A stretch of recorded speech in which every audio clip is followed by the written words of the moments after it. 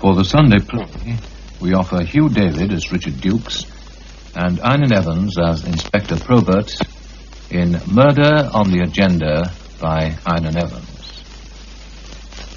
Murder on the Agenda.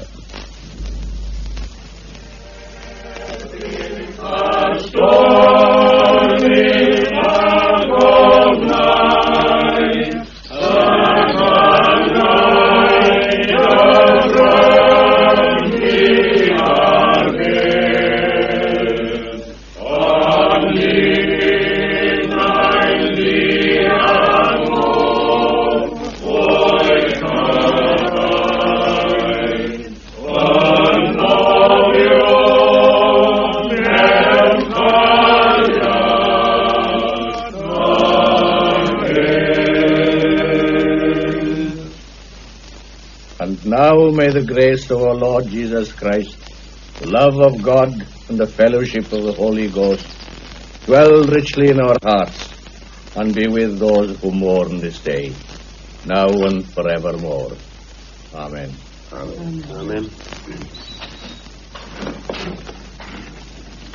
Oh, hello, Sergeant. Mr. Dukes, I saw you from the car. It was good of you to come. Not at all. It would have been most odd for me to have stayed away. You remember Gwen Harris, of course? John Griffiths, Albert Thomas, Bernard Howells? Of course. I'm so pleased you were able to get here. Well, as Richard said, Sergeant, it would be odd if any of us stayed away. Oh, yes. Good friends. I'm sure George would have been pleased. Let's say he is pleased, Father. Yes, I mean that. We are pleased, too. I knew that Mr. Dukes would be coming, of course, and I rather hoped that the rest of you... Well, thank you. It's not easy to find anything to say, Anne. I know that. Nor do we know how we feel exactly. I suppose it's a blessing in a way. You will come back to the house? Not now, Anne. They're all coming back to my flat. We thought to chat about old times. We don't meet as often as we should. We'll call in tomorrow, maybe. You'll be welcome at any time. Yes, you'll be very welcome. Thank you again for coming. Sergeant Price, what a beautiful service. Very fitting, if I may say so. Bitter blow, Sergeant, a bitter blow. And yet, remembering how the boy suffered all those years. They'll be all right now, boys. We can go. Well, I must say the old gent's taking it very well.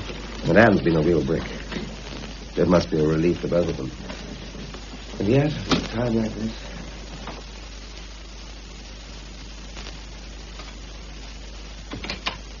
Is that you, Mr. Dukes? Yes, Mattie, I'm back. How many are you?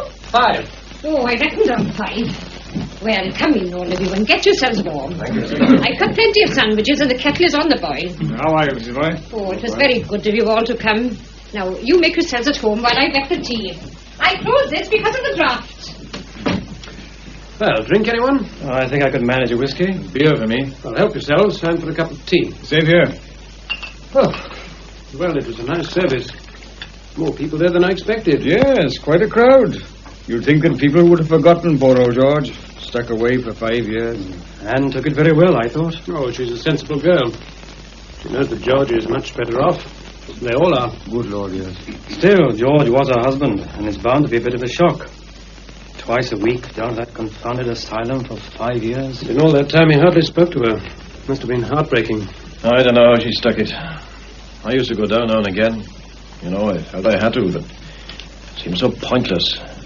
He never said a word. I never felt I was doing any good. Well, Anne never had any doubts about that. About doing him good, I mean. She always knew that George was glad to see her, even though he might not speak at all. It must have been pretty frustrating for all that. Well, sometimes he would talk, and then he'd seem almost normal. He'd yap away about the winding path to Tredoman, or the fishing in the Gledier. You were a pretty frequent visitor yourself, John. More so than the rest of us. Well, yes, I went whenever I could.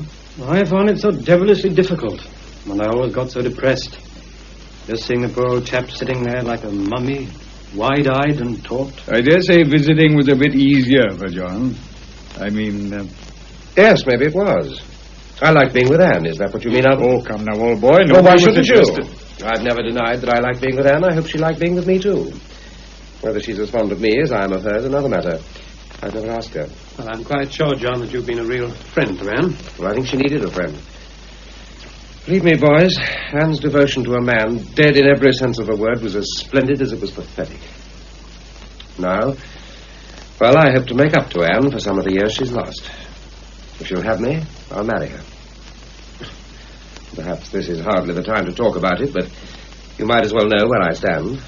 Well, yes, as you say, John, this may not be the time to talk about such things, but nobody here is surprised at what you say. And I hope things will work out for you. I wonder if he ever said anything about the camp. Oh, not in my hearing. I don't suppose he remembered anything at all about it. Oh, on the contrary, I doubt if he ever forgot it. I don't pretend to know much about these mental cases, but most of them seem happy enough. But with George, no. Unsmiling, silent, haunted. I have a horrible conviction that he lived on in that camp, that he never got away from it. Not a very pleasant thought. Well, we never understand these things, and maybe we are often influenced by what we think ourselves. But whenever I visited George, the whole thing had come back to me. The careful plans, the last-minute check-up, crawl through the tunnel, and the reception party waiting for him. And Bill Brockington's face as the Jerrys marched us back in. And George's screams as they tortured him. God. Here we are, then. I'm sure you can all do with it. Was it a nice funeral? There were quite a number of people there, Mattie. How did Anne and Mother take it? Very sensibly. Well, they've been faithful enough, and nobody can say different. Not that it isn't a blessed relief to both of them, and to poor George. Yes, indeed. You might say that the poor chap has taken 5 years to die. Yes, Mrs. Morris. And that's about the truth of it. Well, come on, help yourselves, boys. Come on, pitch in. You must be feeling it a bit too, all 5 of you. Well, we're all glad to know that George is out of his misery, Mattie. Oh, so am I. For all that, there's something so final about a funeral, and one can't help feeling sorry for old Maddock and for Anne. You've done your share of comforting, Mattie. Oh, I've just given a hand with the food and things, that's all.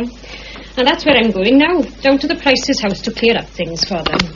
Look, after you finish, just put these dishes in the kitchen, will you? And I'll do them in the morning. Well, I'd say good evening to you all, then. Well, good evening. Thank you. Good night, Mattie. Well, she's one out of the bag, isn't she? You're lucky to have her, Richard. Oh, a bachelor is entitled to some compensation. Well, I'm a bachelor, and I'm not so lucky with my housekeeper. Mattie isn't exactly my housekeeper, you know. She has her own family to look after. She suits you, I should say. Oh, yes. I like to have the place to myself in the evenings. By the way, Richard, isn't that play of yours due on this week? Yes, Thursday at 8:30. Oh. It's all about our experiences in prison camp, isn't it? Well, it's a play about prison camp, yes, but I try to deal with the lighter side, the fun and the frolic. You must have a vivid imagination, Richard. What's that, Bernard? Hey, come out of that corner. You're too near my whiskey bottle. Oh, I want beer. Now then, what were you saying? I said you must have a vivid imagination. I don't remember any fun and frolic. Well, there was the football team, Bernie, old boy. And the cricket. Yeah, not forgetting the thespians. I'll never forget the night Richard split his pants. What about John in Pygmalion? Oh, you, Albert, playing the tarty piece in, what was the name of the play? I remember. Look here. When do we cut the cackle, boys, and start talking? Well, there are things to be discussed, aren't there? I take it you all know what I mean. Well, do you or don't you? We all know what you mean, Bernie. The point is, do we want a discussion? You don't, is that it? Oh, I didn't say that. Richard? Well, I suppose we can have a discussion, Bernie. Whether or not we shall all be thinking on the same lines is another matter. Brockington wasn't at the funeral, was he? I shouldn't think so. Had there been flowers, he would have sent a big wreath in one of his limousines. Well, come on, Richard. You're the captain. Let's get talking, shall we? All right, boys, all right. I'll try to put something into words. Now, in this play of mine on Thursday night, I tried to paint a picture of the lighter side of our life in prison camp. And to write this, I had to dig pretty deeply. The hell I remember vividly. And there's no doubt in our minds as to what was the most hellish part of all. 5 years is a long time to remember a man's screams in the night. But I hear them over and over again. But why only George? That's what's always puzzled me. If they'd got us together for torture, we'd have given each other moral support. Besides, George was the leader. I remember one night in particular. They must have given him a rest during the day, and then, just after lights out, they started. Oh, what the hell. Oh, don't let's rake it all up. Get to the point, Richard. Well, it was obvious to us all that Bill Brockington had split on us. If we needed any proof, then the look on his face when the Jerrys marched us back into the camp would have given it us. He told the guards all he knew. But he didn't know enough. George had all the escape plan locked in his mind, so they tortured him until he cracked up.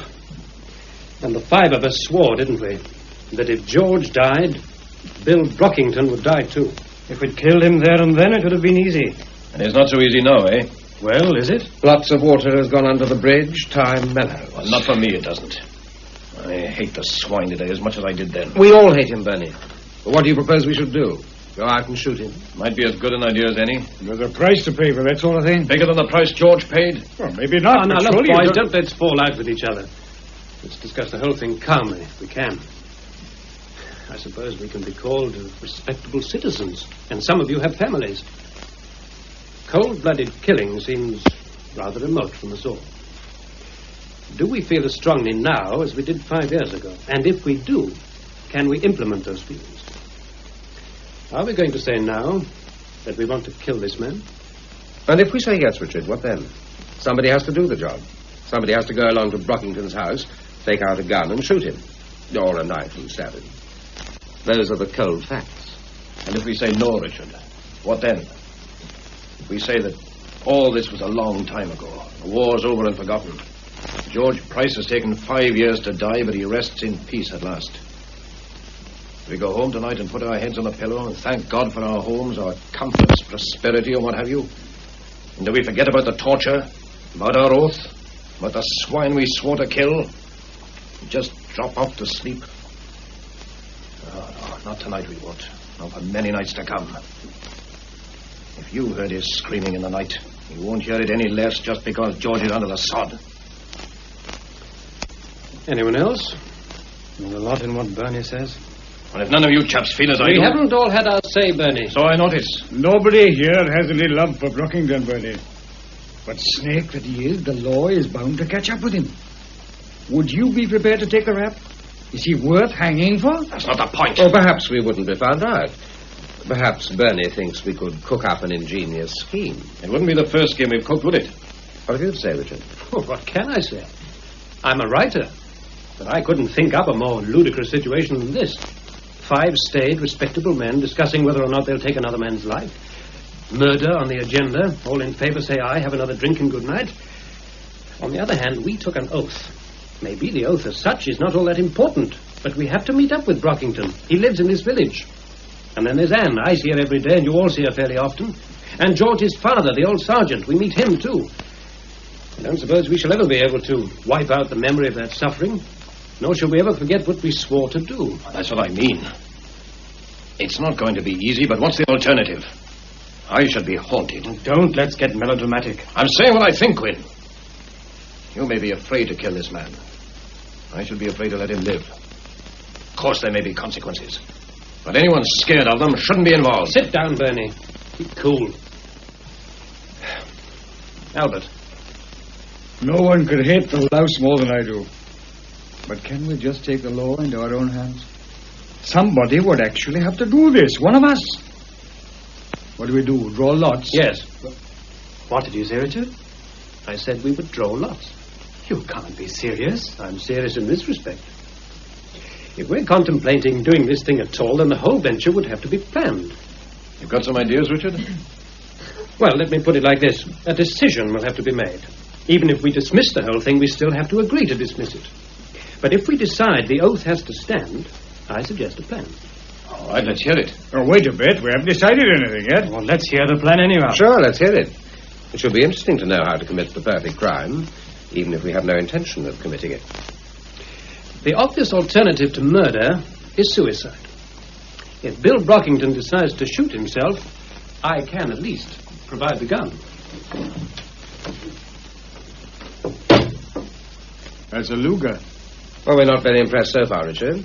The Luger's commonplace enough. But this one belongs to Bill Brockington. His initials are on the butt. And since Brockington will have marked other souvenirs in the same way, there won't be much doubt about the ownership. If you remember, boys, that was a hobby of his, carving initials. He did it rather expertly. You mean that one of us should shoot Brockington with his own gun? That's part of the plan. How did you get hold of the gun, Richard? Accidentally. We all had our share of war souvenirs, and mine got mixed up with Brockington's. Had we been on better terms, I might have handed it over. Before you go any further, Richard, I think there's one thing we should keep in mind. If anything happens to Brockington, somebody's going to remember that we were all in that hellhole together. Of course.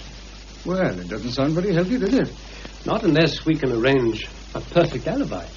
For whoever does the killing? No. For the lot of us. This drawing lots. Is it part of the plan, Richard, that none of us shall know who did the shooting? That's it. Go on from there, Richard. We put 5 papers in a hat with a cross on one of them. Well, that's straightforward enough. Then this alibi. On Thursday night, my play goes out on television. Well, what more natural than that we should all meet here to see it? A most suitable occasion for a reunion.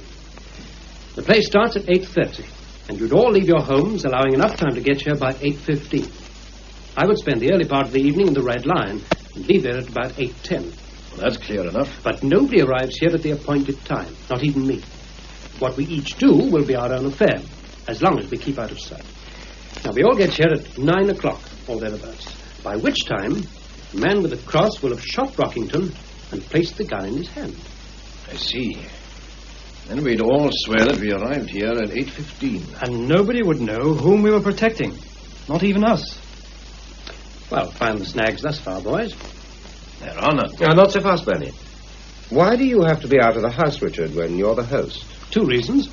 I have to let people know that I'm expecting you, and I may be the one to draw the cross. Oh, yes, of course. Next? How can we be sure where to find Brockington? Well, the chances are 100 to 1 that he'll be watching this play, too. There is the obvious snag, of course. We could be questioned about the play. I have some spare copies.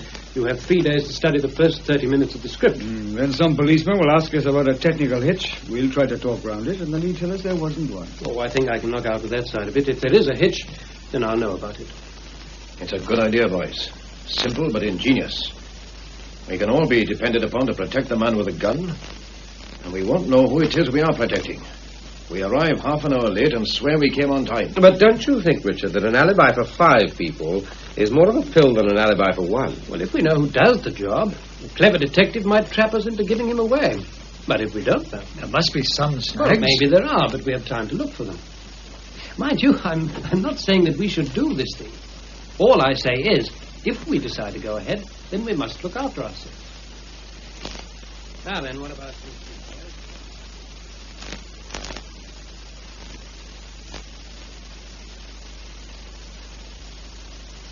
Good night, and thank you. It was kind of you to come. Oh, dear, Mrs. Bevan's a kindly woman, but she does talk. Never mind, that's the last of them. I'll get a nice quiet cup of tea before I go. Oh, home. no, I don't want any tea, thank you, Mattie. It's not what you want, Merky, but what you're going to get. You've been on your feet all day, Matty. Then I'll be sitting down with you in just 2 minutes. I've got it all ready. Tired, Merky? It's been a bit of a day. For me, too. I suppose in a few days we'll realize that this is a blessing for us all, but we're bound to feel a bit empty at first. Yes. Yes, I think that's the word. Empty. I marvel at you, Amber. Many girls in your position would be as bitter as gall. Being bitter won't help, will it? 10 years of marriage, 2 of them your husband spends in a prison camp and 5 in an asylum. I try to think of the happy 3. I'm not one for talking, Anne, but I'm not blind to how good you've been. You've been pretty good yourself, Dad. Here we are, then. Fresh pot of tea and some tasty sandwiches. Huh? I don't think so. Come on. Maddock. Isn't it funny, Maddock? I always call you that when you haven't got your old uniform on. But when you're in your buttons, I call you Sergeant, sort of automatic. The inspector always said it was a mistake to leave me in my old village. Too familiar, he said, but I managed to keep the peace. Oh, indeed, yes. There, now, come on, eat, both of you. Lucky I put some of this ham away, or those Gormans would have polished the lot. No wonder, Matty. You pressed them enough. You know, I sometimes think it's all wrong to turn a funeral into a feast. But on the other hand, I suppose some people come from a long way and they have to eat. After all, there's nothing disrespectful in a nice bit of boiled ham. Now, come on, eat, both of you. It's no use neglecting your stomachs. I know it's hard for both of you. You to lose a husband, Anne, and you, Maddock, to lose a son. But the poor boy is better off, and it's a blessing for all three. Right, now, all set, boys? I'm sorry this has to be so theatrical, but if we're not to know who takes the gun, it has to be done this way. The gun's loaded, of course? Yes, it is. Now, I've put it in the glove box out in the hall, and I've closed the lid. The only man to open the lid will be the man with the cross. Each man will go out into the hall in turn, closing the door behind him. Then the man with the cross will open the glove box quietly, take the gun and go. Okay? Right. And then we meet on Thursday as arranged. Right. Come on, Bernie. Shake that hat, will you? All right. Right.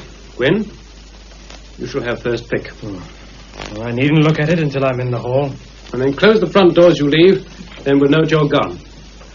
Good night. Night.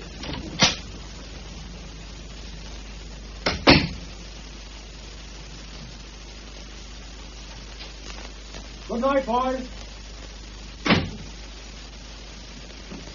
Albert, I'm glad you were able to come along.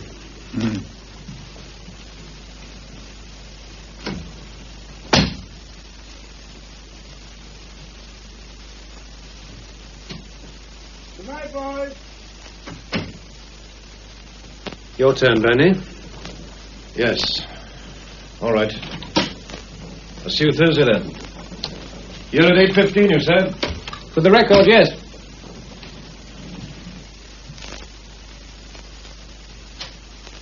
Good night. John. About Anne. She thinks a lot of you. Anything I can do to help you at any time? Oh, you've already been a great help to her. Oh, nonsense. She's a good secretary. She's a big help to me. Well, your turn. I've got a horrible feeling that I'm going to pick that cross. Shall I pick before you? No. I'll take it as it comes. As you say, Richard, this is a bit theatrical. But it's jolly effective. I'll see you on Thursday.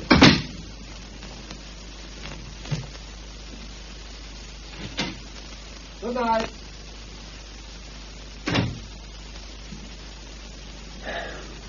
Oh, well.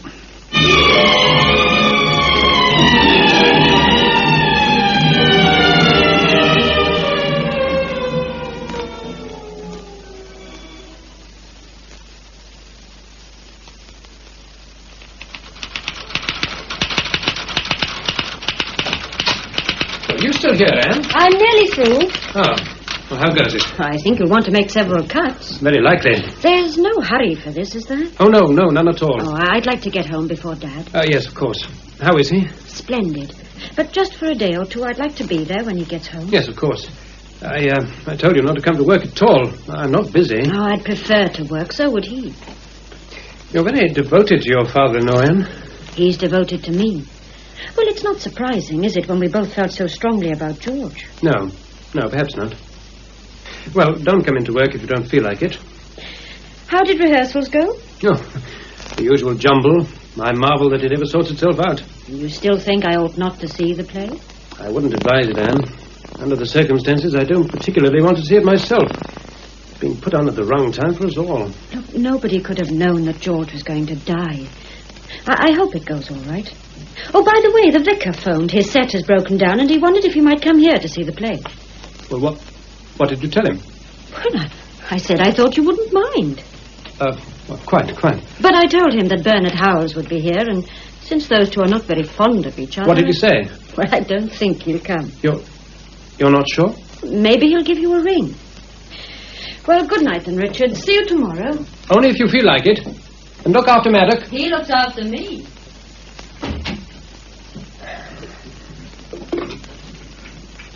No exchange? Hello, Mary. Get me 3-2, will you, please? The vicarage? Oh, hello, Vicar. Anne told me that you rang. Oh, yes. My old set has broken down again, dear boy. I really think I should pension it off. Well, you can come along here with pleasure. We'll be glad to have you join our little party. Yes, Anne mentioned something about a party. Well, hardly a party. Just a few of the chaps who were with me in the prison camp. We thought we might like to see the play together. Oh, my dear Richard, I wouldn't dare intrude. Oh, come, Vicar. I'm sure my friends will conduct themselves most respectfully. Exactly. That's why I ought to stay away. Well, really, I don't think... No. You have your party, Richard. As a matter of fact, I am going along to another friend's house, Inspector Eynon Probert. All the way to Newby? It's not far, dear boy, and I owe the inspector a visit.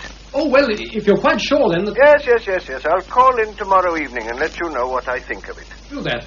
I'll have cleared away the empties. Good. Well, thanks for ringing. I hope it goes well, dear boy. Whew.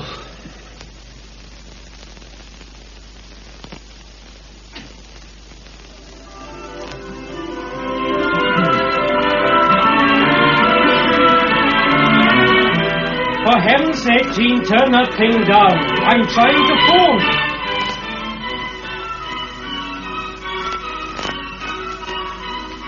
No, I said 5-9. That's the Bryn Mill garage, isn't it? Come on. All of that tempered things. Anyone would think I did it deliberately. Have you ever had a puncture? Yes, my dear, I had one last Friday. And like a fool, I left the flat in the boot. But if you had told me when I got home about your puncture, I'd have repaired it. You knew I was going out. I do now. Bryn Mill garage. Oh, hurry. I've got a flat. 2 flats. And I've got to get to Getty Dowell. Can you run me over? Okay, in 15 minutes. Oh, I could repair the puncture in that time. I want to go at once. Okay, I'll send the boy. Thanks. Such a fuss. The play doesn't start until 8:30. I keep telling you, we've all arranged to meet at 15:15. It'll take me 10 minutes to drive in. Why didn't you phone John Griffiths and ask him to pick you up? Why should I drag John out here? It isn't much out of his way. Oh, don't nag, Jean, just because I'm going out for one night. I'm not nagging. Heaven only knows I don't go out very often. And I'm jolly glad you don't. All this fuss. Must be there at 15:15, hiring a car to take you. You'll all have a drink after the play, I dare say. So why should you be in such a tearing hurry to get to Richard Duke's place hours before the thing starts? We've arranged to meet at 8:15. It seems a stupid idea to me, anyhow. Meeting together to watch a play. Why couldn't you see it with me? Oh, here it is. Quick work. TV 8:30. Don't forget to watch. What else will I do, stuck here on my own? I'll be home soon after 10. And as sober as a judge, cross my heart. TV, don't forget.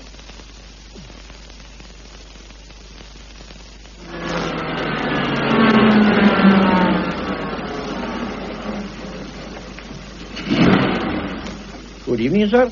Oh, Mr. Griffiths, is it? Oh, good evening, George. It's all right to leave my car there, I suppose. Well, it's the official car park, as you might say. Not that it gets overcrowded, as you can see. No. Something on in the village all makes a difference, mind you. And I can remember a night back last winter. What time is it, George? Oh, the church clock is dead right. Yes, maybe it is, but I can't quite see it in the dark. About 10 past, I'd say. Fair play for Ted Coity ever since he took charge of that there clock. Oh, thank you, sir. Thank you indeed. I'll keep an eye on the car, sir. Depend on me. Well, I'll be back about 10, I should think. There's one thing about this car park, mind you.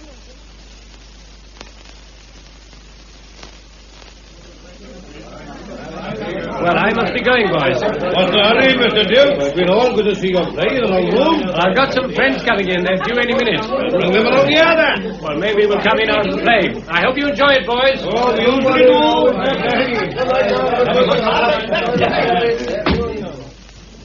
Oh, good evening, Sergeant. Oh, good evening, Mr. Dukes.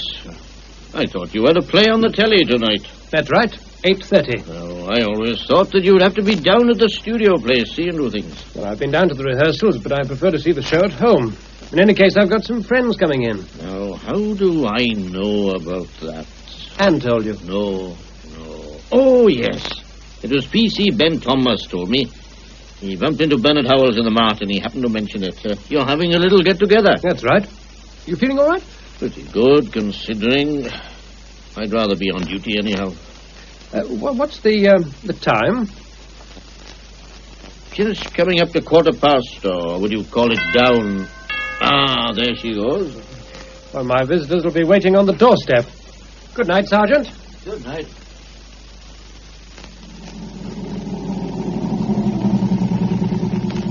The Cross, Getty Dowell. Are you late, conductor? No, sir. 8:15 will do you. Oh, thanks. Good night. Good night, sir.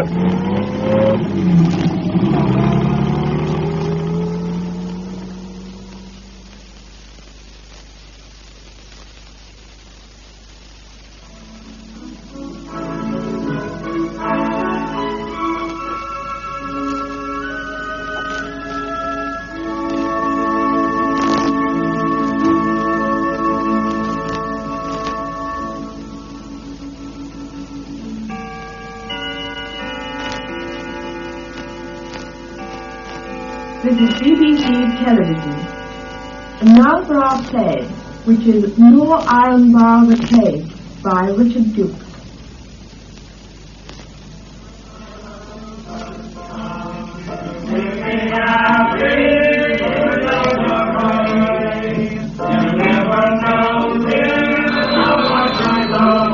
Oh, blast. Yes? Hello. Brockington here. Hello. Yes, William Brockington. Oh, what the hell? If you're happy, like if your mother-in-law's got the mumps or something. And Harry, pull up them tights, can't you? How do you think you're going to seduce the commandant with your tights like a ruddy concertina? Now then, for the love of Mike, let's have it a bit more cheerful, with a 1 and a 2 and a 3.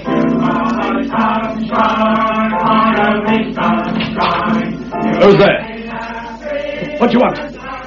Get back. Keep away. I'll call the police.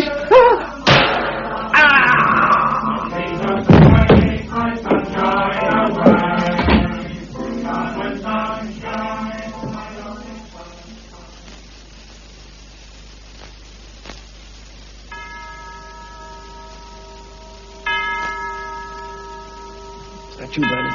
Yes, just made it. Oh, I think I saw Gwyn just going. Ah, come in, boys, come in. They're on the stroke. Are we all here? Except for Gwyn. You didn't close the door? No. Good. Well, sit down, John. Help yourself to a drink, Bernie. Thanks. Albert, what do you have? Oh, I'll switch on the set.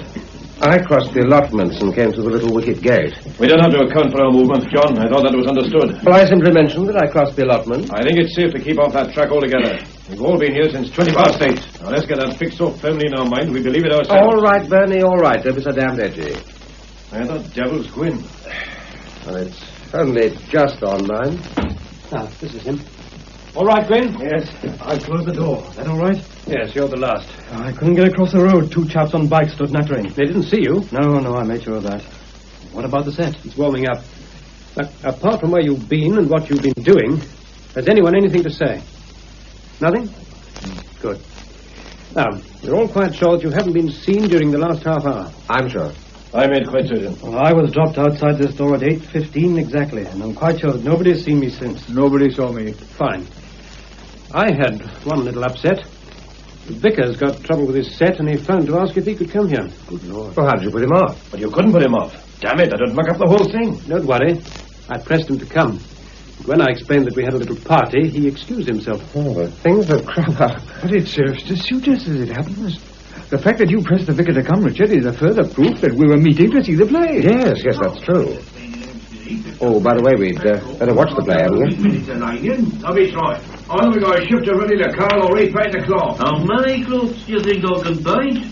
I'm right out of Eckriff Levine anyhow, and I don't pinch any more pop for men as the commandants used it all for the times. Why don't we have a magic carpet, then we can play the Pennington against the sky?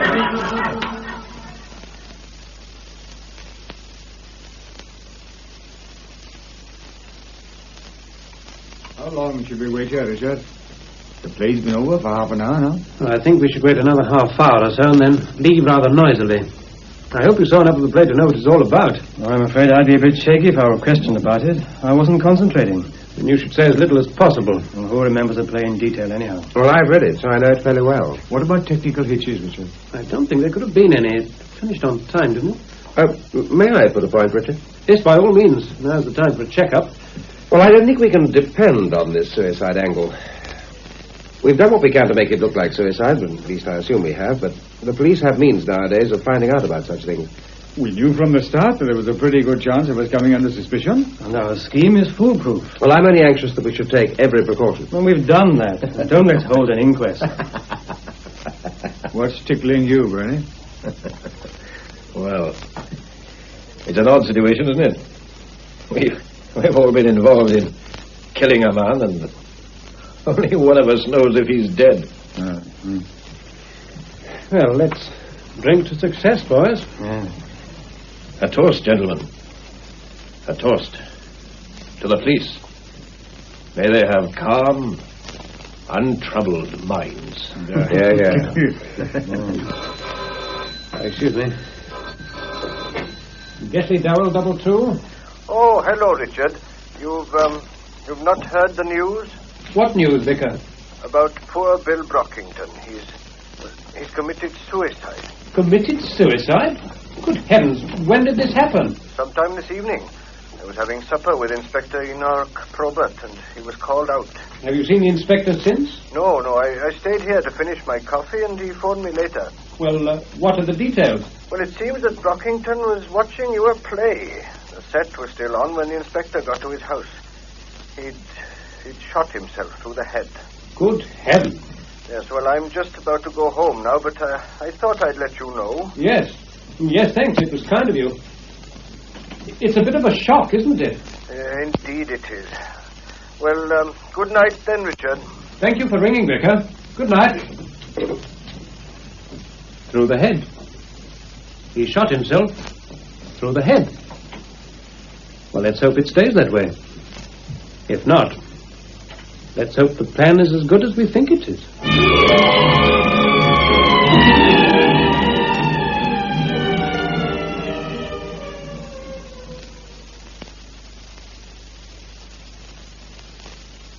I think we're just about finished here now, sir. Good. We'll take the gun to the lab, of course. Of course. We'll go then, sir. I'll stay for a while to nose around. You stay with me, Sergeant. Stay, sir? I mean Sergeant Maddox Price. He knows more about this village and the people than any man alive. That's right, isn't it, Sergeant? You know the village pretty well yourself, Inspector. See you later, sir. Yes, I'll be down at the local station. Well, Maddox, a bit of an upset, isn't it? It is indeed, sir. Nice room. I wouldn't have thought that Mr. Brockington had such taste. Have you ever been here before, Maddox? Not in this room, sir. This is a nice bit of illegal war souvenir, isn't it? German, I suppose, sir. Nice bit of engraving on the case, too. W.B. Brockington seemed to have been very clever at this sort of thing. Yes, it's very nicely done.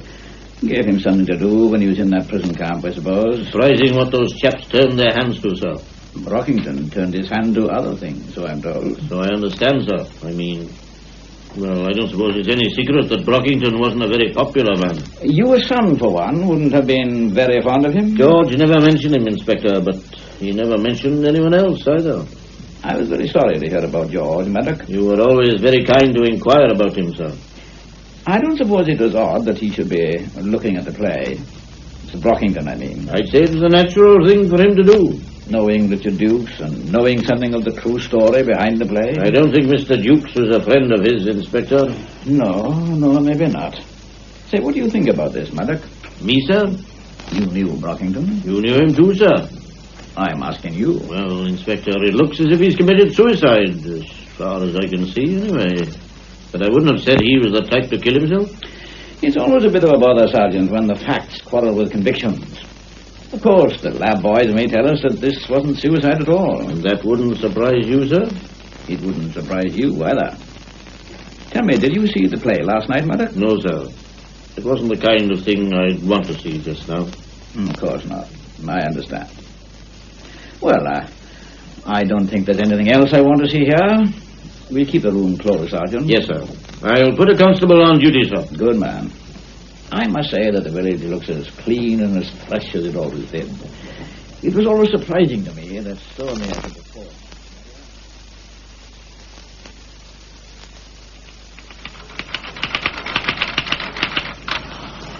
Well, if it's all the same to you two, I'm off.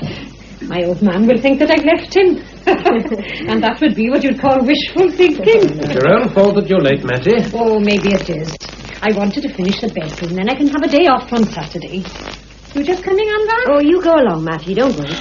Oh, who can this be now? Well, whoever it is, I'm not staying. I never thought to be as late as it. You with Inspector Probert. Hello, Mrs. Morris. Is Mr. Dukes in? Well, did you want to see him? That's why I called. Oh, you'd better come in. Mr. Police. Oh. Hello, Inspector. Come in. Come right in. Thank you. You know Anne, of course, Mrs. Price. Yes, certainly. How do you do, Inspector? I was very sorry to hear about your husband, Mr. Price. Thank you. You knew George, of course. Oh, yes. I spent several years in Gaffney Dowell when I was a constable. One remembers the happy times. Don't leave on my account. Oh, I was just going, anyway. Is it all right for me to go, Mr. Dukes? I think so, Matty. I doubt if the inspector has come to arrest me. I'll get your coat on. Oh, if you will, Matty. I just want to stick some of these stamps on. My gloves are in the glove box. Right-o. Sit down, Inspector. Thank you. This business of Brockington is upsetting, isn't it? For whom, Inspector? Well, in such a quiet village. I don't think there are many villagers shedding tears over Brockington, Inspector. So why should we pretend that the affair is upsetting? Speaking for myself, I shan't spare him aside. Well, that's frank enough. And what about you, Mrs. Price? You probably know my story, Inspector. I'm glad that Mr. Brockington is dead.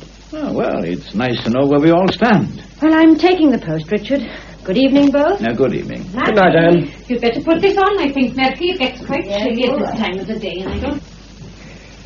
Well, it's nice to see you, Inspector, but to what am I indebted, etc., etc., etc. Can't I just be sociable? I suppose you could if you tried. Well, for one thing, I wanted to tell you that I enjoyed your play. Good. I always counted you one of my fans. Yes, it was good. It seemed so real. Not that I was ever in a prison camp myself, but one could believe in it. It had a ring of authenticity. The author is always to colour the truth a little for dramatic effect. But only delicately coloured it, I should say. That slight, almost imperceptible exaggeration. You should have been a writer yourself. I nurse a secret ambition. One of these days, I'll break out and use my creative genius on one of my dullest reports.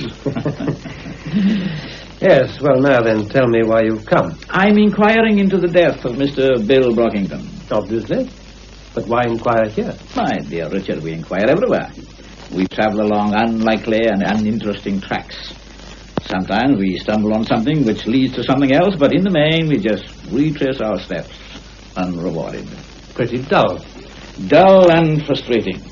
Lots and lots of routine, fingerprints, photographs, interviews, examination of reports, and putting 2 and 2 together to make 3.5. But science is your ally nowadays. Science gives us this 3.5, but it's the missing half that counts. And, as often as not, that's the something we just stumble upon. And what are you hoping to stumble upon here? We're looking for 1 or 2 things. Such as? A reason for Brockington to have committed suicide. Can you help me there? No, I wouldn't have thought him that kind of a man. What next? If he didn't shoot himself, then we would like to know who did. You're asking me? For any information which might help.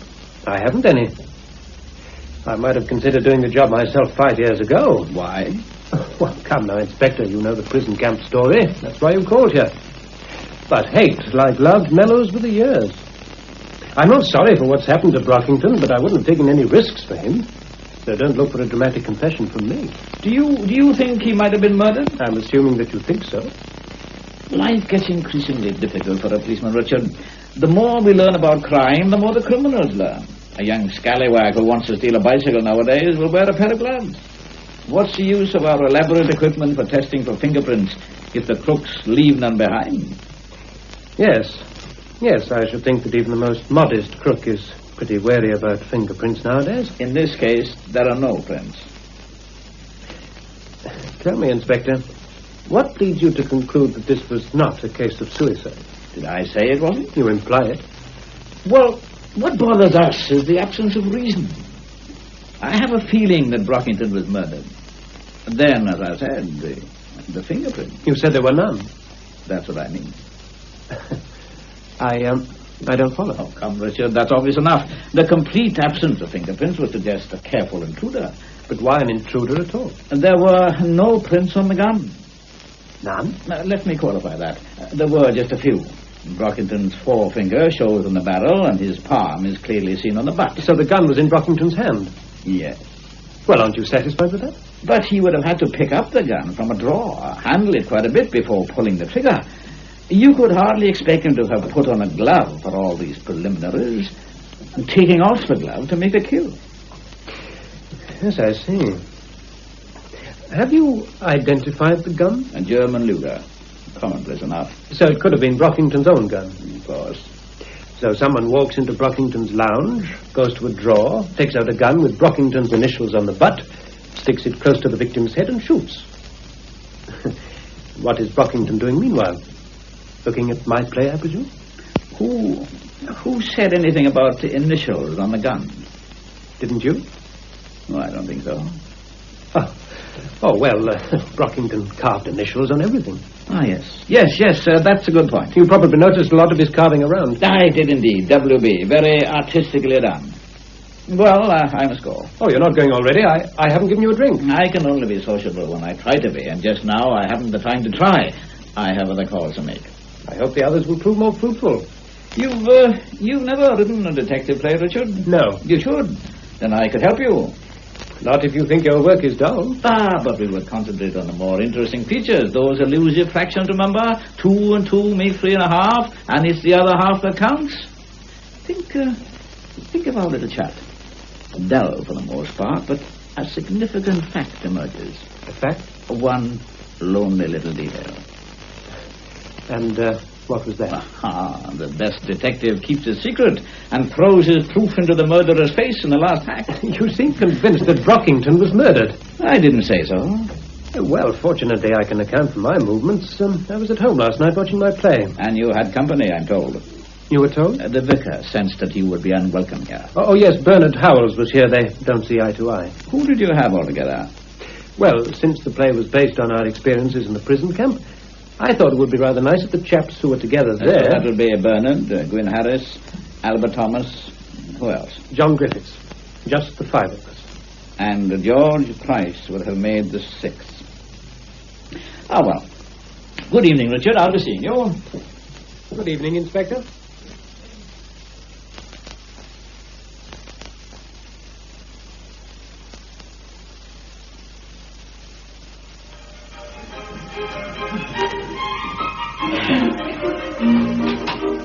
Have a visitor. Well, Albert. Wait, I'll turn this off. I've brought back the plane. The plane? You asked me about it last night. Oh, yes, of course. But there's no hurry, old boy. I'm just getting some tea. But Jean, I'm not staying. I won't be a minute.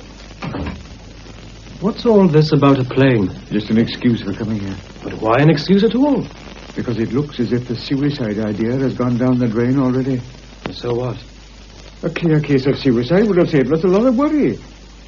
Anyhow, Inspector Probert has already been to see Richard. He didn't waste much time. No. Richard asked me to warn the rest of you to behave as naturally as possible. It's not very natural for you to bring back my perishing plane for a start. You never return anything. Well, I had to give Gwen some reason for my coming here. So I said you wanted a plane. You mentioned it last night at the party. That's what I told her. All right. Forget about the plane. What did Richard tell you? He thinks that the inspector will call on the rest of us. We are all to admit that we hated Brockington's guts. But Albert, old boy, all this has been arranged. I haven't forgotten. I'm doing what I'm told to do. Richard asked me to warn you. Okay, keep your wool on. Don't be so edgy. No, that's the kind of thing we have to watch. Okay, you watch it. I'm feeling fine. I never had any enthusiasm for this plan of ours, but now that Brockington is dead, I feel a deep personal satisfaction. I suppose I'm the edgy type. I don't think you deserve any tea, Albert, seeing as you call here about once in a blue moon. I should come oftener, I know. One would think that you boys, having gone through so much together, would have some sort of a bond. Well, maybe we saw too much of each other in Germany. Friendship wears a bit thin behind the wire fence. This is my at-home day. Pour out, Gwyn. This could be the inspector now. Well, all right, Albert, all right. It's perfectly natural for you to call and see me, even without my plane. Yes, sir. I suppose it is. Come in, Inspector, come in. I don't know why you called, but you're very welcome. Move that thing, Gwyn, for the inspector to sit. Oh, my fault. It's my plane. Gwyn's plane, rather. He nagged me about it last night, and I brought it back. A bit of a do-it-yourself chap, are you, Albert? Well, I like working about the house. Well, with my tools, mainly. Tea, Inspector? Well, now, that's most kind of you, Mrs. Harris. Thank you. I dare say you're wondering why I called. Not really, Inspector. You're probably making inquiries about Bill Brockington. And you know that we spent some time together. You want to know what I thought of him? He was a swine. Nice cup of tea, Mrs. Harris. I had no great affection for him either, Inspector. Could either of you chaps suggest any reason you might have had for taking his life? Remorse? He saw his sins piling up before him like a mountain, and he couldn't take it. Not a very good theory, I'm afraid. What happened, Inspector? All the talk in the village is that he committed suicide. We can't stop people talking. My job at the moment is to find out as much as I can about Brockington. And I'm quite sure you already know what we can tell you. He's squealed on us in prison camp. Yes, so I've heard.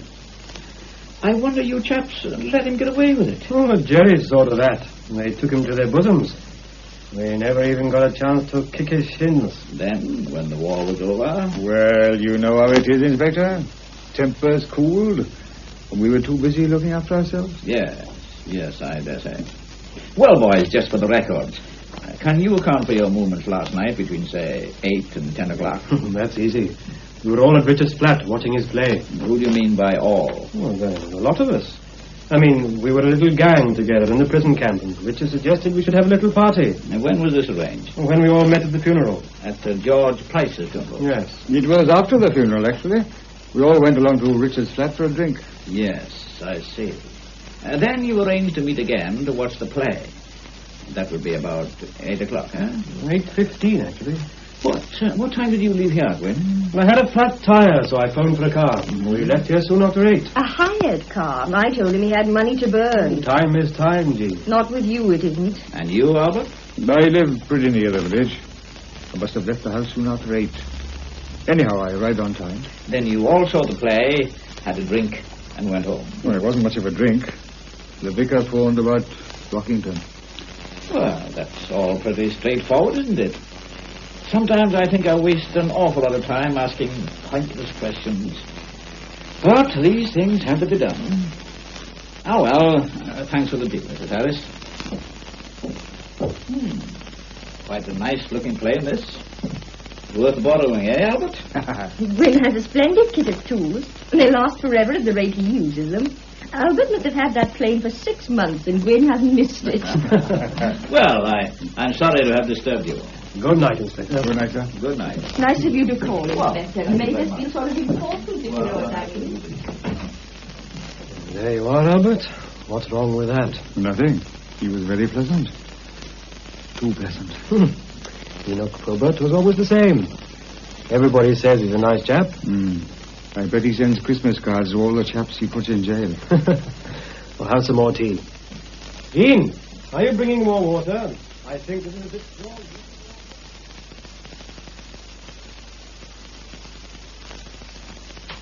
Is that you, Father? Yes, it's me. Sorry I'm late, Murphy. I thought you were never coming home. It's a pity I don't get paid all the time, I reckon. What makes you so late? I had to stay in charge of the place until Ben Thomas relieved me. Oh, dear. A cup of tea first, Stanrock. It's all waiting, and I've got a nice piece of pie. Lovely. Poor old Ben has been dashing about like a scalded cat between one thing and another. There's a lot to be done, I suppose. It must have been pretty horrible for you. Well, I've never been on a murder case before, and anything new is interesting, even if it isn't pleasant. You think Mr. Brockington was murdered, then? I don't know. Maybe I shouldn't have used that word. Let's say that the inspector isn't satisfied that he committed suicide. Have you got any ideas about who might have done it? If I had, Anrach, I wouldn't be telling you. One thing you can be sure of, Enoch's got his nose into something. He called to see Richard, you know. Did he? You don't seem surprised. I'm not surprised at anything, Anne. But when Detective Inspector Eynon Probert is on the scent... What possible scent could he be on visiting Richard? I don't know. It's all very worrying. Well, if somebody killed Brockington, I can only hope that this case will be one of the inspector's failures. You mustn't say such things, Anne. Why not? If anyone has cause to be glad that Brockington's dead, it's me. Anne. George was tortured until he went out of his mind, and Brockington was the man responsible. I'm only sorry for one thing. He died too quickly. It took George 5 years. It's not like you to be hard and bitter. In any case, it's all over and done with, and George is resting in peace. All right, Father, but don't expect me to waste any sympathy on Mr. William Brockington. Don't think I'm shedding any tears about Mr. Brockington, but there are things about his death that worry me. George had friends, and Mr. Dukes was only one of them. But you don't think Richard had anything to do with this, surely? It's not what I think that matters. It's a great pity you have to be concerned with this business at all. If only you'd retired last year Don't when I let's wanted... go over that again. But if you'd listened to me, you'd have been out of all this. I don't like you being mixed up in it. I'm giving in my notice at the end of this month. Is that a promise? I cross my heart. I think I've had enough now. Oh, good. I'm jolly glad. Now take off those boots and I'll get a meal. I've got a feeling that this time...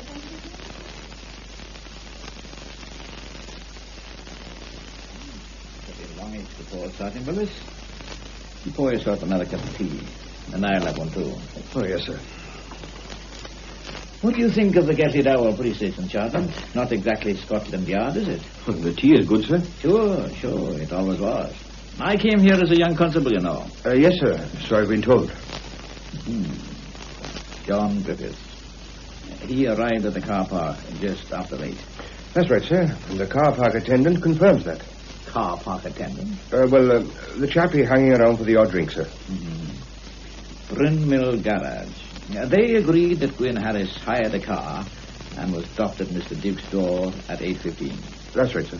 And Mr. Dukes himself was seen by Sergeant Maddox Price. He was on his way home to see his play. Perfect alibis. Makes you wonder, eh, Sergeant? Why they should be so perfect, sir? That's right. Let me see now. What exactly did P.C. Thomas say about Bernard Howells? Nothing significant there, sir. Howells just mentioned that he was going to a party in Mr. Duke's flat. Why should he have done that? I see what you mean, sir. Rather making a point of it, perhaps. Could be. But we mustn't let our imagination run away with us, Sergeant Willis. What I feel... begging your pardon, Inspector. Go ahead. I feel we know so little about the dead man. I feel I know too much about him. I know the whole village too well. Isn't that an advantage, sir? An intimate knowledge of the people who may be concerned? Could be, and it could be a bit of a bogey. I find myself making my own pictures. Theory is one thing, Sergeant. Conviction is better, but proof can be damned elusive. If it was murder, sir, then the whole thing must have been very carefully planned. Exactly. And I find myself picking out the clever people. In the small village, there are not many to choose from. That's where this intimate knowledge can be a bit of a devil. Might lead me right up the garden path. Now, well, you didn't find anything new in Brockington's place? Nothing important, sir. We found another gun. Another gun? But locked away in a drawer, sir, and inside a deed box. But you wouldn't call that unimportant, Sergeant Willis? But it wasn't even loaded, sir. But man alive... No, you wouldn't know. Yes, this may be interesting. Where is it? I left it in the drawer, sir. Should I have... No, that's all right. You can tell me all I want to know about it. It's a German Luger. Yes, sir. With the initials WB carved on the butt? No, sir. No initials. Are you quite sure? Yes, sir, quite sure. Now, that's a bit odd, isn't it? Or is it? 2 and 2 make 3.5. Add another quarter. Beg pardon, sir? Forgive me, Sergeant. I'm just wondering. Well, now, this is a good report, Sergeant. All the salient points, no words wasted. Thank you, sir. But I'm afraid you'll have to see them all again. Yes, Inspector? I want you to arrange a little meeting. A great place for meeting, Gatley Dowell. I'd like an informal chat with Mr. Richard Dukes and his 4 friends. Very good, sir. I should see Mr. Dukes first, and I'm sure he'll put his rather splendid lounge at our disposal. And then if he agrees... I'll help myself to another, Richard. Yes, please do. I'm not much of a host, boys. Not tonight, anyway. Just take what you want when you want it. Oh, that'll be Albert. Don't pour one out for me, Bernie. All right. Normally, I'm taking it easy. Well, same here. We must keep a clear head. Come in, Albert. What's all this about? Well, you know as much as we do, old boy. The inspector wants to see us. But why? We shan't know until he tells us. What do you have, Albert? A stiff whiskey. Make it a small one, Bernie, just to be on the safe side. Am I the only one who's scared? Well, I dare say we all feel a bit uncomfortable, Albert. But this is no more than we expected, is it? What do you think he's up to? Well, looking at the blackest possibility, I'd say that the inspector is developing the idea that one of us may in some way be involved. I'll say that's black enough. You need something more than suspicion. Just you keep your wits about you, Albert. I won't panic, Bernie. Don't you worry. I didn't say you would. Oh, now take it easy, boys. Nobody's worrying about anybody. We know each other pretty well by this time. You were always the edgy one, Albert, but in a crisis you were like a rock. I'd rather there wasn't a crisis. Well, just keep calm, boys, and stick strictly to the truth, except for the missing half hour. Now, you might spring a question about the play, but if you're not on sure ground, keep mum. I don't think Enoch will try the technical hitch gag. He's too old a bird for that, but if he does, there wasn't any. I've checked up and the whole thing went like silk. Detective Sergeant Willis has been pretty busy. He checked up on me at the garage. Perhaps it's just as well that I hired a car. Why does he want to see us all together? That's the puzzle. I would think he'd do better talking to us one at a time. He's done that already. He or Willis. Oh, they're giving me a miss then. You've got such an innocent face, Bernie. This is it. Just one more thing, boys. Unless there's any special reason, don't stay here after the inspector. Leave with him or before him. We don't want him to think that we're going to hold an inquest. We're not in the least concerned. Well, best of luck. This ought to make a good film story if we get away with it. We will, don't worry. Then for the rest of our days, 4 of us will be making guesses about a 5th. Damn funny. Well, here we are, Inspector. The culprits, as requested. And all in good time, too. Good evening, gentlemen. Good evening. Now then, what do you have to drink, Inspector? Nothing just now, thank you. All right, as you please. Well, now, it was good of you boys to come along. We are agog with curiosity, Inspector. Why have you called us together? I sometimes like to talk about the cases I'm on. It helps me to keep the facts in some sort of order. Well, why talk to us? Come now, Bernard. You know a good deal about this affair. Who better could I talk to? You all knew Brockington. You were all about the village on Thursday night. You might have seen something, even though you may not think it important. This sounds like a waste of time, Inspector. I saw nothing unusual anyhow. All the same, if you don't mind, I'd like to chat. By all means, chat away. Well, then, let's first have a look at Brockington. If somebody killed a man, then it was made to look like suicide. And a pretty good job was made of it, too. But the lab boys are uneasy about 1 or 2 things. The fingerprints on the gun and the burn marks on the dead man's temple. Could you explain that, Inspector? I will indeed. When the gun is discharged in contact with the temple, there is a tearing of the skin, often in the shape of a cross. Most of the powder will be found inside the wound, but there will be traces of blackening or burning outside the hole. And the hair on the temple will be swollen or burnt. Yes. Now, if the weapon is fired more than an inch or so away from the head, then the effect is entirely different.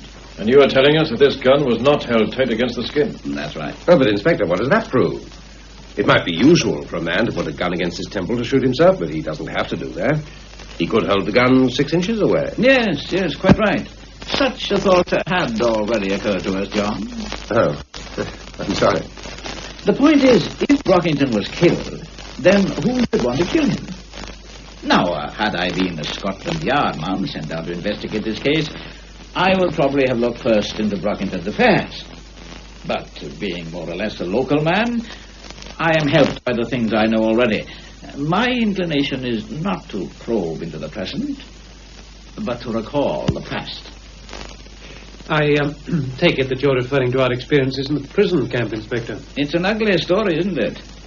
George Price was tortured and driven mad, and Brockington was largely responsible. Rather a long time ago. Exactly. And the men who might have been concerned about George Price in those days are now staid, settled down, peace-loving citizens. Mind you, it strikes me as being rather odd that Brockington's death should have occurred so soon after George was buried. Poetic justice. Even so, one is bound to look for a connection. Could it be that you chaps had something to do with it? Could it be that hate for Brockington had been kept smouldering like a peat bog fire?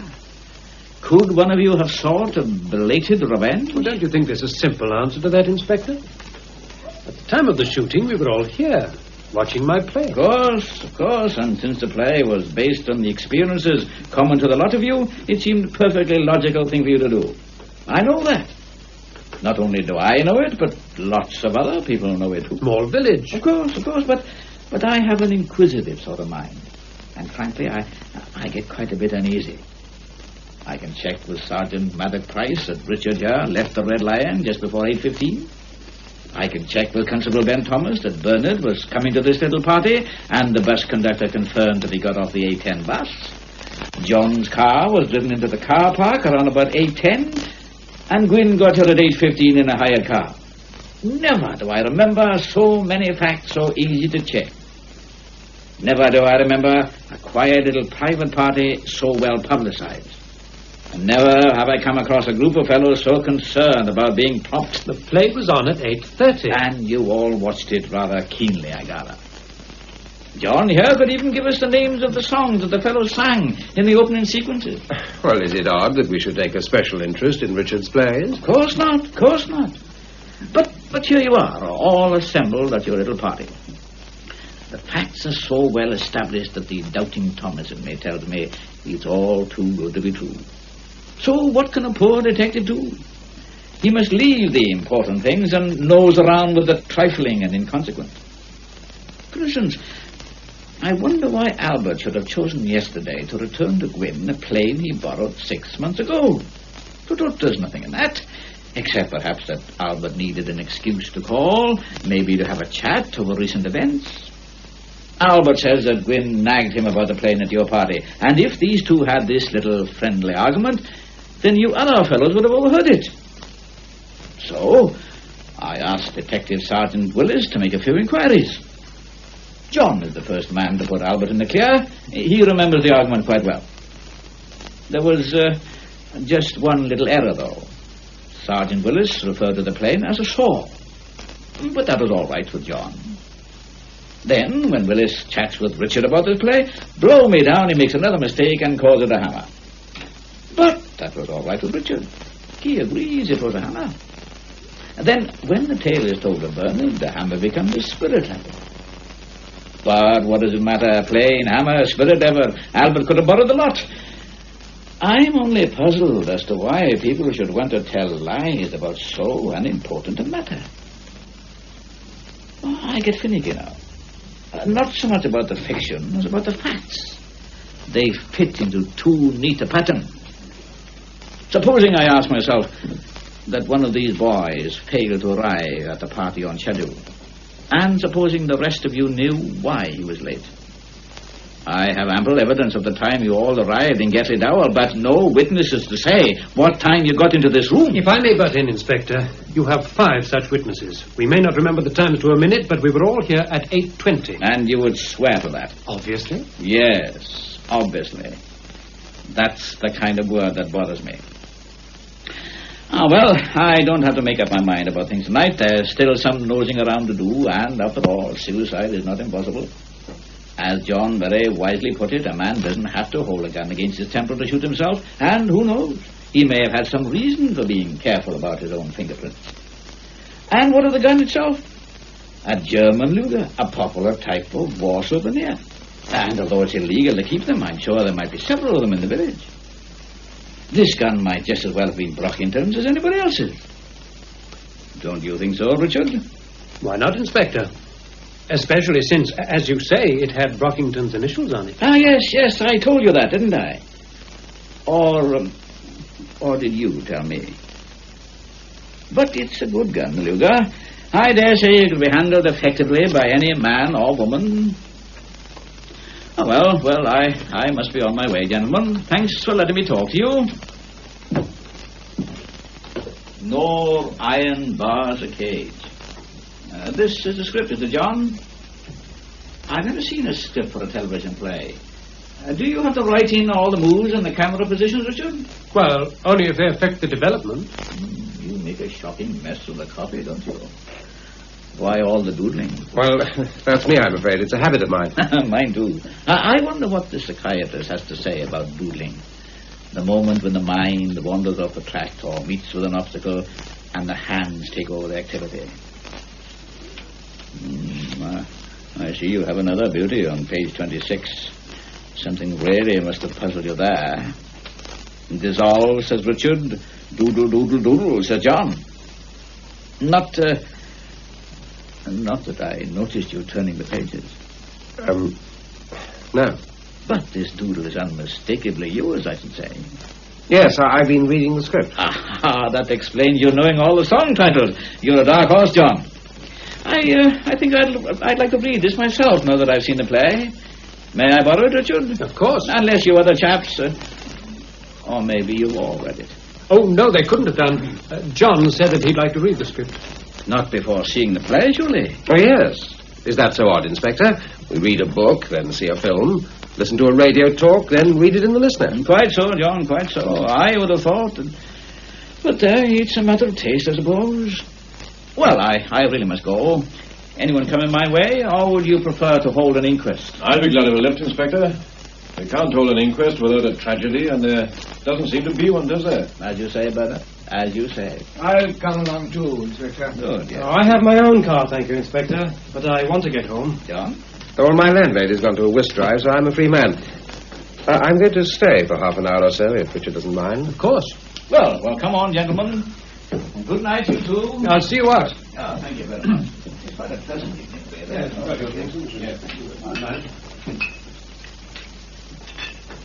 Oh. My God, I wouldn't call that a very comfortable chat. Pour one for me, will you, John? I know you asked us to leave, Richard, but... Oh, that's all right. I'm glad you stayed. Let me just make sure that he has gone off. Yes. Yes, he's gone all right. Well, here you are. Oh, thanks. Well, he seems to be onto something, doesn't he? Yes. Yes, he's cunning. Very charming, but cunning. I could kick myself for doodling on that blasted script. Yes, that was too bad, but I've made a much bigger blunder, John. Listen, there are two important things I have to tell you. Well, what about the others? Oh, this is only for you. I don't think we can risk having everybody know. Now, about my blunder, I realized it tonight when the inspector spoke about the Lugers. I thought it most fortunate that I had Brockington's gun. It fitted nicely into the plan, but we overlooked a most obvious and important fact. My gun must be in Brockington's place. Good Lord. Remember, I told you the guns got mixed up years ago, and I never bothered to change them. But there's nothing on your gun to identify it as yours. No, but it's another gun. If the police find it before we do, they'll wonder why Brockington should have two guns, and why one should be marked with his initials and the other not. Oh, this is serious. It's damn serious. And then the other thing I have to tell you is even more so. This, too, arises out of something the inspector said. He said any man or woman could handle it. Well, he said that, yeah. Well, was that as casual as it sounded? Or did he intend us to think that a woman might be involved? Well, what if he does? We know it was a man's job. Do we? Well, good Lord, man, of course we do. Listen, John. I drew the cross. You? I'm telling you this only because I have to. And there's a very special reason. You all left here one at a time, remember? Mm-hmm. And since I had drawn the cross, the gun would obviously be left in the glove box. I should have taken it out there and then, but... Well, I was upset, very naturally concerned about the job I had to do. Matter of fact, I didn't even have the nerve to look at the thing. In any case, it was just as safe in the glove box as anywhere else. Well? Well, I got through my work the next day as best I could. And then, when Anne had gone home, I went to get the gun. It wasn't there. Well, what did you do? Well, what could I do? No one else knew that I had drawn the cross. Whoever had taken the gun was pretty determined to do the job in spite of our plan. I felt pretty sick about passing the buck, but... Well, I was quite helpless. How could I know which of you had taken the thing? Well, everything went off as arranged, except that the wrong man did the shooting. I felt he must have been damn determined, and until now I was prepared to let the thing stand. And now? And now another possibility creeps into the picture. Any man or woman could handle it. Good God, you don't mean... Yes, I do. Anne. There may be nothing at all in this, and I hope to goodness there isn't, but at least we must think about it. Just you and I. Anne wasn't involved in any oath. But she had more reason to hate Brockington than all the rest of us put together. Oh, but this is quite ridiculous. A woman would never have the nerve. Oh, besides, how could she have known anything about our plan? Need she have known about it? No. No, I suppose not. Oh, but how could she have known where to find the gun? She needn't have known that either. I never used that glove box in the hall. But how can I be sure that Anne doesn't? She could have gone there during the day. Gloves, handbag, lipstick, anything. Seeing the gun could have given her the idea. No, I can't believe it. Well, I'm not saying that I believe it, but someone took that gun. But it's much more probable that one of us took it. Certainly it is. I'm not trying to persuade you to believe that Anne took that gun. I hope to goodness she didn't. All I say is this. She now comes into the reckoning, and we've got to be damn careful. Yes, I know what you mean. And you don't want to tell the others? No, I think not. Well, what's to be done? The first job is to get back the other gun. Break into the house, you mean? Well, what else? The place will be guarded. I shouldn't think so. Not at this stage. In any case, it's a risk I'll have to take. The suicide theory is rocking a bit even now. If the police find this other gun, it goes for a Burton. Yes, I think you're right. Well, when do we meet? I don't think there's any point in both of us going. Well, I'll be the lookout. After midnight, I should say. We'll make it 12:30. So how do we get in?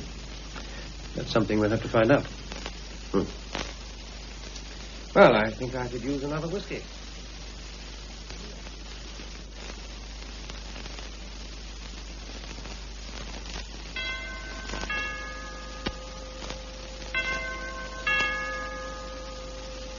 You all right, John?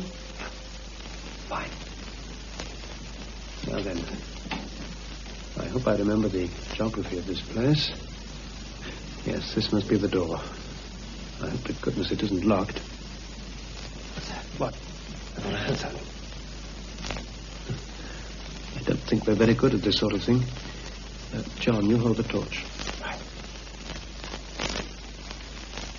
That's fine. Here we go. Close the door quietly, and I'll see if the curtains are properly drawn.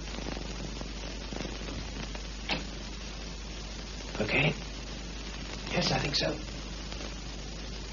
Now then, we'll try all the drawers first, I should think. What if they're locked? Well, we'll try all the open ones before we start forcing anything.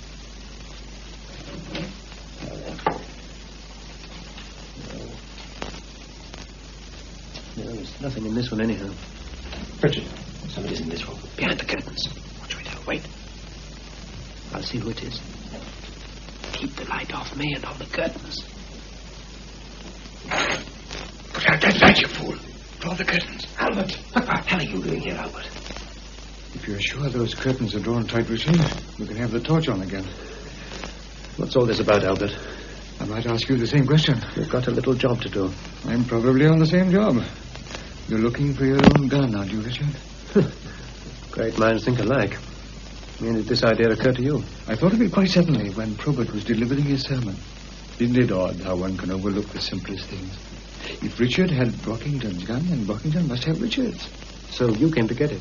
I was afraid that the idea might not occur to anyone else, and there was no time for a consultation.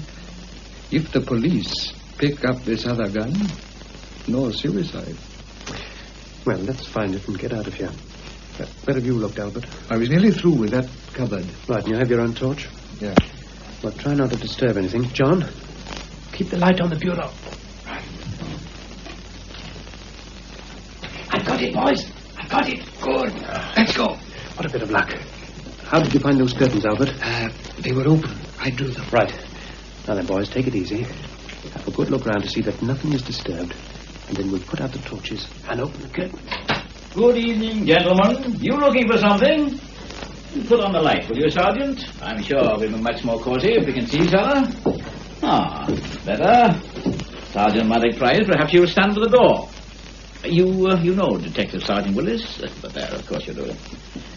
Well, now then, gentlemen, it's not exactly usual for respectable men to call uninvited at this time of the night, especially when the householder is not in residence. But I'm sure you have a perfectly logical explanation for being here. Have you, Inspector? Oh, yes.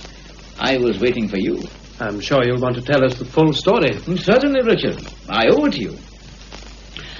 I find it so very frustrating to have strong feelings about a thing and have no facts to support them. So that when Detective Sergeant Willis found that gun in a drawer, I asked him to leave it there. You see, I had this feeling that somebody else might be interested in the weapon. So, in my little chat with you gentlemen, I mentioned the popularity of this particular sort of war souvenir. And, of course, you have some sort of reason for all this, Inspector? Certainly. I had a hunch that you chaps were concerned with Brockington's death. There was little proof in support of such a hunch, but there were one or two useful little pointers. John's knowledge of the script, for one thing. I wondered why John should have wanted to read your play before the transmission, Richard. He could have read it out of interest, of course, but on the other hand, he could have wanted to familiarize himself with the parts he might not see. The beginning, for instance. And not only John, there might have been other scripts and other readers. And that's what I suggest happened, gentlemen. One of you came late to your party. The problem is, which of you? Not that this matters as much as you may think. If, as I suspect, you are all involved in some sort of scheme, then the man who might have pulled the trigger is no more guilty than the rest. You are all accessories before the facts, which could make things rather uncomfortable. Forgive my stupidity, Inspector, but I'm a little hazy on the simple question of proof. Your theory is quite romantic, if not very practical. I take it you have some sort of support for what you say? My dear Richard, what better proof can I have than your nocturnal visiting? Dear me, I can congratulate myself. So also does Sergeant Willis. We spent hours searching for the usual clues, the print of the rubber heel, the lady's lipstick, the hairpin on the carpet, but we found nothing of interest. What have we now? 3 men all looking for a gun. Sure, your interest in the gun is quite easy to understand, isn't it? Brockington would have used his own gun if he wanted to shoot himself. You don't think it possible that he should have had 2 guns? Quite possible. But why then are you worried about the one you've just found? I think we're moving along very nicely, gentlemen.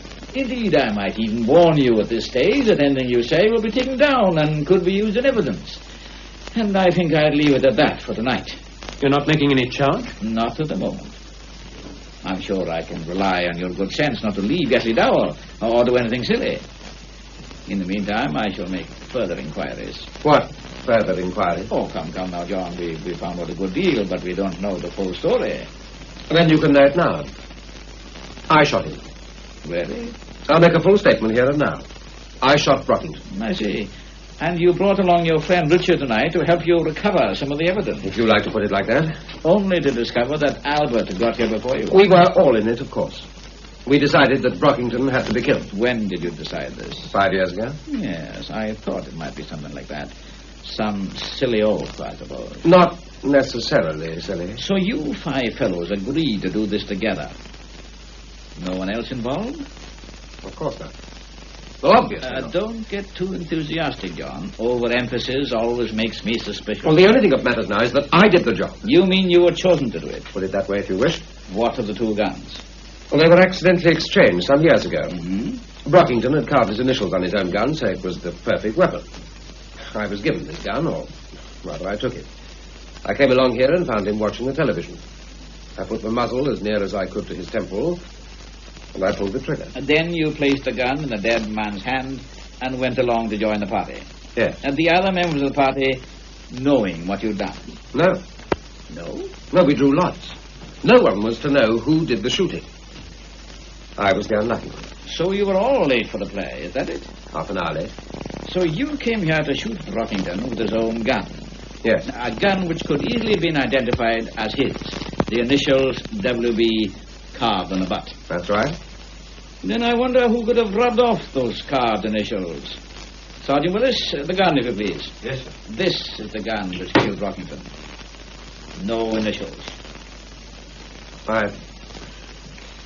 I can explain that. You mean you thought of another story? No, I got confused. Well, who wouldn't be? When I got home from the party, I put the gun away in the same drawer as my own gun. I must have got them mixed up. So you got a Luger too? We all had one. And you accidentally changed your gun for Brockington's and brought the wrong one here to shoot him? Yes. Fair enough. Then you will be able to bring me Brockington's gun in the morning. Well, yes, certainly. Whom are you protecting, John? No one. I shot him myself. Then where is Brockington's gun? Here it is. Well, another visitor. Don't close the door, Sergeant Price. We never know who's going to call. Come in, Bernard, come in. My speech on the popularity of Lugers must have been most effective. Put it on the table, Bernard. We have quite a collection. Very well, Bernard. Your turn. You shot Brockington, did you? No, he committed suicide. That brings us back to where we started. Go on. Well, you've heard most of the story. We drew lots. But I was unlucky. I wanted to draw that cross, and I didn't. I hated the swine. So on my way out from the party, I took the gun. The letters are there, plain enough for you to see. WB. I wanted the privilege of pulling the trigger. I came in at the time arranged. But when I got to this room, Brockington was lying on the floor with a gun in his hand. I could see that he was dead. You swear to that? Yes. But that doesn't affect my story. I came here before Bernie. And shot your victim with a gun that Bernie carried. No, with my own gun. You're getting awfully mixed up, John. Bernard here I can believe because he produces the evidence. Bernard has a sound story. I can accept it. Up to a point. There's just one little detail I cannot accept. I happen to believe that Brockington was murdered. And I tell you that I shot him. What more do you want? I don't believe you, John. And I repeat my question. Whom do you think you're protecting? If this is to be your attitude, I shall have to ask myself the very obvious question. Who else had reason to hate Brockington? Meaning George's widow, I suppose. You're very fond of Anne, aren't you, John? And why shouldn't you be? She's a very charming girl. Why shouldn't you protect her if you feel that she needs it? Anne is in no way involved. All my friends here will agree that we planned this thing. And a very clever plan it was. Sergeant Willis and I are very proud to have discovered the truth of it. But it didn't work out, did it? Neither of you killed him, and we shall have to look elsewhere. There's no need to argue about this anymore. Perhaps you'll allow me to say a word, Inspector? By all means, Sergeant Price. I always think that the local officer... That there gun on the table, the one you found in Brockington's hand, belongs to me. It was one of the few things that George brought back with him. I borrowed it for a moment. Now, just a moment, Sergeant. No, Inspector, you stay where you are for a few minutes, will you please? I don't fancy a lifetime in jail. Stay where you are, Sergeant Willis. I don't want to use this on anyone but myself, so don't tempt me. Now, Maddox, listen to me for a minute, will you? One thing I'm sorry about, Inspector, that this should have happened when I'm still in the force. If I'd retired when my time was up as Aaron wanted me to, I'd feel a lot happier. As for the other thing, believe me, Inspector, I have no regrets. I always knew I would do it if George died before me, and I had no trouble at all to make up my mind when the time came. Of course, I didn't know about what Mr. Dukes and the others were planning, and let me tell you, Inspector, it warmed my heart to hear about it. Thank you, gentlemen, but it was my job, see? Now, if you'll just give me a minute... Now, don't be a fool, Maddox. Let's look after you and take you to trial. You're only one of the accessories, and you can plead the strongest possible provocation. I think I know what's best. You don't think we'd leave a loaded gun around, do you, Sergeant? Here's the clip. Not loaded? Take him down to the station, Willis. P.C. Bowen is outside, and he'll come with you. He can make a statement, but I'd like to check it before we charge him. Yes, sir. Come along, Sergeant. Willis. Yes, sir? Take good care of him. I will, sir. Well, good night, gentlemen, and thank you again. We'll be seeing him, Maddox. Don't you worry. We're all in this together. Good night. Well, quite a night. I don't think I need you any further, gentlemen. Good night, all. Good night, Inspector. Good night. Life isn't as tidy as one of your plays, Richard. No. No, it isn't, is it? Poor old Maddox. Poor old Maddox, indeed.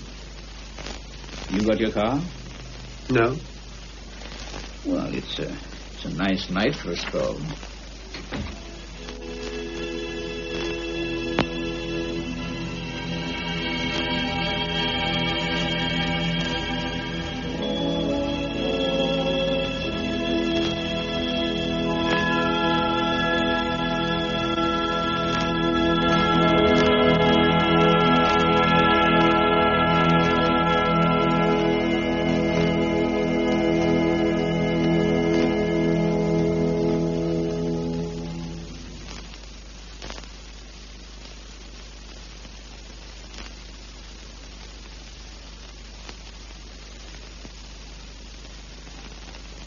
You have been listening to Murder on the Agenda by Eynon Evans.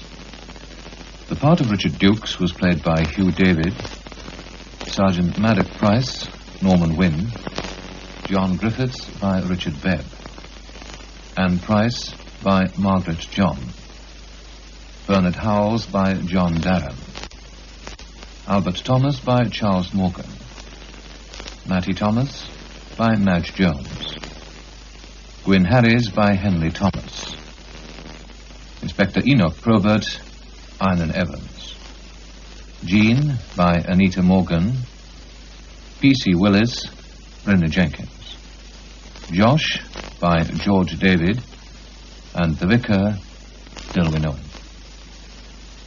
Other voices heard were those of Eyon Williams and D.L. Davies. The program, which was recorded, was produced by John Griffiths.